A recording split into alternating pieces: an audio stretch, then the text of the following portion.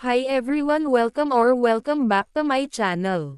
Ikinwento ni Yen Santos ang tungkol sa kanyang paglalakbay sa pagbaba ng timbang, sinabing dumating siya sa punto kung saan nadismaya siya sa kanyang timbang na hindi niya matingnan ang sarili sa salamin.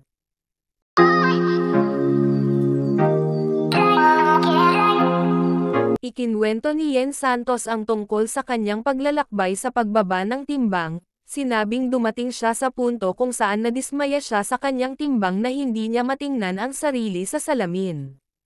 Nagsalita ang aktres tungkol dito habang nagpapakita ng mga larawan niya bago siya pumayat, sa pamamagitan ng kanyang Instagram page. Noong nakaraang taon, tumaba ako ng labis na halos hindi ko nakilala ang aking sarili.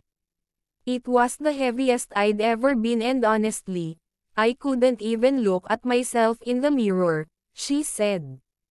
Hindi ko lang nagustuhan ang nakita ko. Wala nang kasya. At ang pagkabigo ay nagsimulang mas mabigat kaysa sa aktwal na timbang, dagdag niya. Noong una ay sinubukan ni Santos na mag-diet at mag-ehersisyo, ngunit hindi ito umobra sa kanya. Kumakain ako kapag masaya ako, kapag stress ako. Basically, kinakain ko ang feelings ko. Kaya paulit-ulit lang ang cycle, she recalled, noting how it all changed only after she sought medical advice. Pagkatapos ay nagpasalamat si Santos sa kanyang mga doktor na tumulong sa kanyang pagbabawas ng timbang. Nagsimula akong makakita ng mga resulta ng mabilis. Nabawasan ako ng 3 kilo sa unang linggo pa lamang. Simula noon, mas gumaan na ang pakiramdam ko, she said.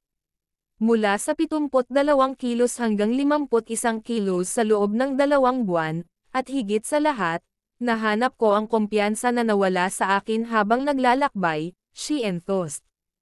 Ito ay isang paglalakbay pa rin, ngunit ngayon alam ko na sa wakas ay nasa tamang landas na ako kasama ang mga tamang tao. Samantala, nauna nang nagpahiwatig si Santos sa kanyang pagbabalik sa limelight pagkatapos ng 4 na taon. Ang kanyang huling proyekto ay ang 2021 na pelikulang, A Faraway Land.